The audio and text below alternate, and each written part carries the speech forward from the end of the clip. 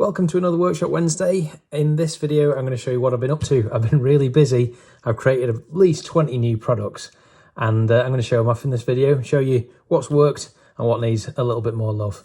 And if you're looking here, there's actually 2 layers. I'm going to go through all this good stuff. Now, as you can see, I've been really busy over the past week or so.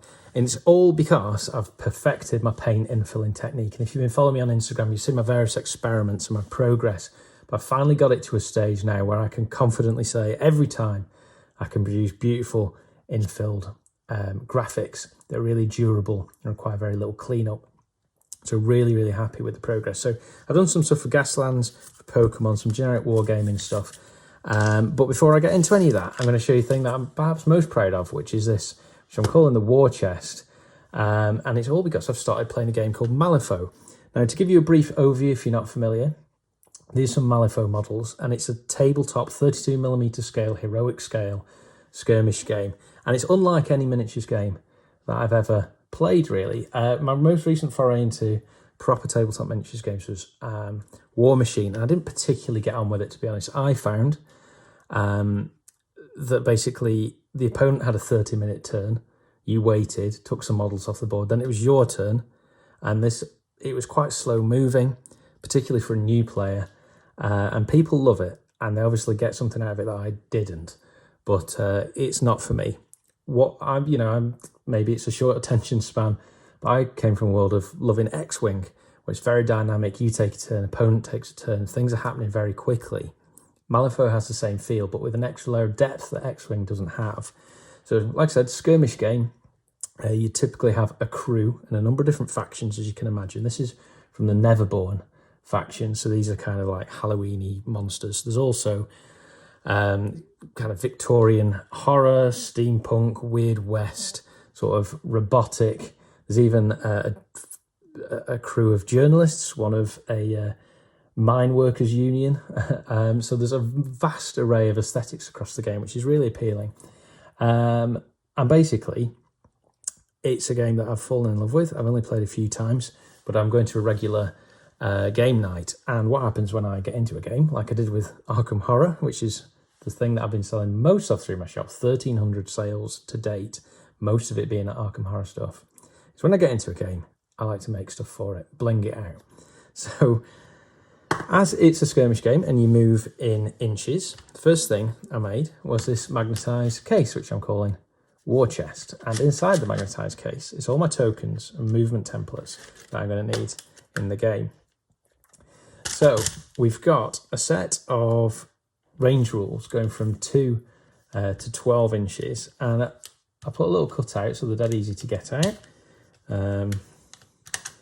All up to 4, but also we've got measuring widgets to 1, 2, 3, 6, which is a common set of rules, very convenient. We've got a 1, 2, 3 half inch, good for melee type arrangements. And we've got a set of area of effect called base proxy markers, which are really useful for working out area of effect type of actions. Also, if there's some awkward terrain, for example, the other week, I had to place a model on a hill, kept falling over, can just quickly substitute that with the appropriate base size, and it just proxies that for the duration of the turn, which works really nicely. So all this fits in, so you don't forget anything at the end of game night. Really speeds things up, and in my mind, it looks beautiful too. So I'm going to be sticking this in my shop in the next few days. I'm going to do the set of measuring tools as a product, and I think I will do the War Chest case as a separate upgrade, because that's going to take a little bit. I've still got a little bit of work on this to just work out how I'm going to best manufacture it, and obviously I'm going to have much greater material stocks to make something like that. Underneath here is kind of the fruits of my labour with paint infilling. If you've been following us on Instagram, you'll see my progress, which a couple of weeks ago was pretty sketchy. I was getting some good results, but not repeatable. Now it's working great every time, particularly with the Gaslands template, which I'll come on to. So here's an array of tokens for Malifaux, without going into the rules of the game too much, we've got everything from kind of area of effect, that's a translucent purple, blast template. We've got corpse markers. When a model dies, it leaves a corpse marker, and certain in-game effects make use of these. For example, there's a faction called the Resurrectionists, which can, as you can imagine, as necromancy type people, make use of corpse tokens. We've got pass tokens, soul stones. These are sort of little crystals used in the game, almost like a currency, to give you more agency over some of the effects. So you can use that to reduce damage, for example. So it's not just a game of luck. But really, the focus of these is some of the condition markers, which I'm really proud of. So there's, as far as I'm aware, in Malifaux, there's 50mm, 40mm, 30mm bases. The vast majority of the models are 30mm. Second in place is the 50mm models. There's some 40mm base sizes. So what I've done is I've created a set of condition markers. So you can easily mark what's going on with a model from a distance. And once you've activated a model, with it being alternate activations, I take a turn, the opponent takes a turn. It's easy to get confused. Well, at least it is for me. So you can mark a model as activated. And I've done those in the 2 common base sizes. That the 30mm also work just fine with the 40mm models. So because, as you can imagine, you can stack conditions in the game, I've spaced these so that you can have 3 conditions or more. You can go around like that as well. But it's a real visual addition to the game, particularly for new players. You can clearly see what's going on the table, and it looks great as well. So really happy with these. I've done all kinds of different effects here. So we've got slow, fast, poison, distracted. Just about every condition in the game I've covered now, and I'm super happy with how they've turned out. And all these pack away inside the case, and very conveniently and beautifully, I might add, take all your components to your game night. So that is the war chest. All that's coming on to the website soon. So just a furthermore on the tabletop wargaming. This is not Malifaux specific, obviously, all the measuring tools. And this one isn't Malifaux specific either, it's just miniatures specific. So in here, this is my high-tech cardboard topped Tupperware. This isn't a product, this is just my little way of storing my miniatures. In the game, each model has a card, and it has an amount of health on it. This one's got 12 health, 10, 5. As they take damage, you track the health. The first time I played, I used little RPG dice, and of course, bumped the table. Dice got knocked. I had absolutely no idea what health anything was on. So there is an app, which is very good, I might add. But to be honest, I like Tabletop because it takes me away from screens. So I've created a set of wound trackers as dials. Now this is going to ship as a product like this. It's the smallest amount of assembly, which is just pick them out of the packaging, and that's it, completed. So it's just a Samarian Cobalt magnet that clicks together there, and it's a way of marking how many wounds. So Pandora's got 12, so this is 1 to 15 on these dials. I've actually prototyped a 1 to 20 just to see how it would work graphically, because I'm thinking that would be a great life tracker for Magic the Gathering. And I think I'm going to find a way of getting up to 100 as well, perhaps with a third dial on the top. So there we go, good old Carver, he's on 10 health. So I'm going to do that as a set of 5, but they ship just as a letter, which I'm very happy with. So it's really efficient to get out, save you guys on packing fees. So they are the wound trackers.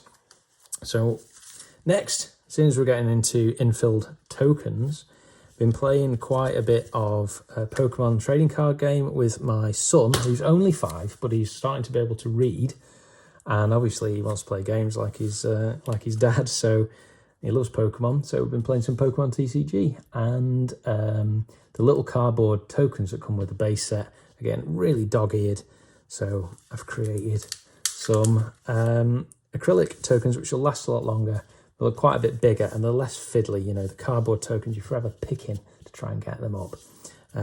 So these are 3mm thick. We've got 10s, 50s, 30s, and then we've got a range of effects as well. So we've got asleep, shock, burn, confused, poisoned. And in the game of Pokemon, you have to, you know, turn the cards, almost tap them, as we'd say in Magic, to indicate various status effects, which is a bit confusing for a youngster. I think tap it left is asleep, right is paralysed, which are 2 different effects. Much easier to remember when you can just put, say, the confused token on a card. So these are already in my Etsy shop and on eBay and about to go on tabletopupgrades.co.uk. But there we go, bit of diversification. Next and final thing is I've been looking at Gaslands for a long time now. What a game that is. It's basically a cross between Mad Max, as you can tell from the cover art, and look at the beautiful artwork in this book. I'm going to do a book review of this in time. But a cross between Mad Max and X-Wing, the miniatures game. But what's brilliant about it is it's not a proprietary miniatures system. So all of the tokens and templates, you can just photocopy them out the back of the book, stick them on some card, and away you go. The cars are literally Matchbox and Hot Wheels cars, which are modified. So there's a big hobby element to the game. And as you can tell, there's movement templates which allow you to make the moves. So it's, think of it as tabletop stock car racing, but with guns and explosions. So fantastic theme and something I'm really excited about playing. I haven't yet played it, but I'm gradually making all the various bits for it. So you can play it simply by having photocopied templates and an interpretation chart, a conversion chart just with normal D6, but it makes use of specialised dice. So I made some specialised dice. So they've got various symbols on them: spin, shift, slide, hazard. I've got a set of 6 for the 6 different gears. And I'm quite happy with how they turned out. You know, I made some dice the other week for Greg Favreau's Hildegard game, and that didn't, you know, that was pre-perfecting the infill technique, and they didn't go so well. But these turned out really well. Happy with it. It's not something I'm going to be selling though, and I'll tell you why. Once I've finished the infill process on a token, I strip back the masking tape. Everything's finished because there's a bit of a height difference and there's curved edges. What happens is you get paint that overflows the sides, which is fine, and this can be scratched off easily and finished with a microfiber cloth, and it stays in the recess. Unless you're going to get a screwdriver or some acetone onto it, you're never going to have any problem with the white coming out of the dice. However, to deal with this on any scale is a complete pain. If you can imagine, I have to engrave one side for a completed token there. 6 sides times 6 are 36 engraving operations, infilling operations and cleaning operations to get just one set of dice. So at the moment, that is off my radar. What the people who make dice on any kind of scale do, they've got specialised jigs so they can engrave them quickly. And as far as I understand it, the whole thing is either dipped or sprayed rather than individually paint infilled. And then in their rough format, they're put in a rotary tumbler. So either a cylindrical tumbler or a vibratory tumbler with abrasive stones. And they polish them up. And it basically, I don't want to use the word etch, but it polishes back the paint so that it's just left in the infill. I don't have that equipment. I don't have any intention of getting it. until at least I'm in my new workshop. But we're not there yet. So I've got myself a set of skid dice so I can start doing some playthroughs in the near future. But what I have been doing is tokens come movement templates. So these are just the shorts. Now they come in a whole range of different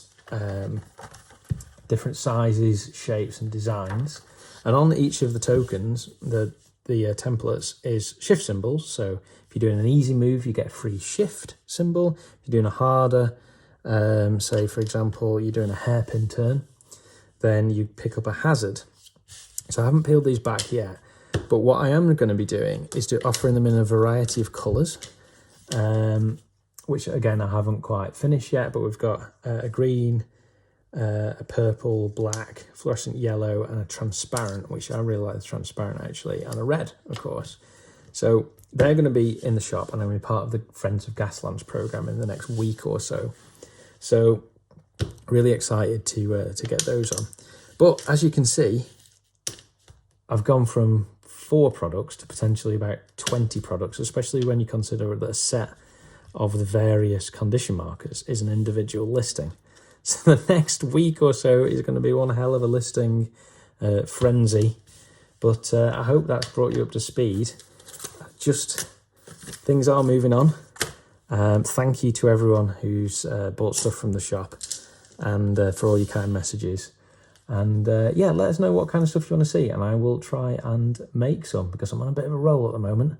So thanks for watching, and I will see you in the next video.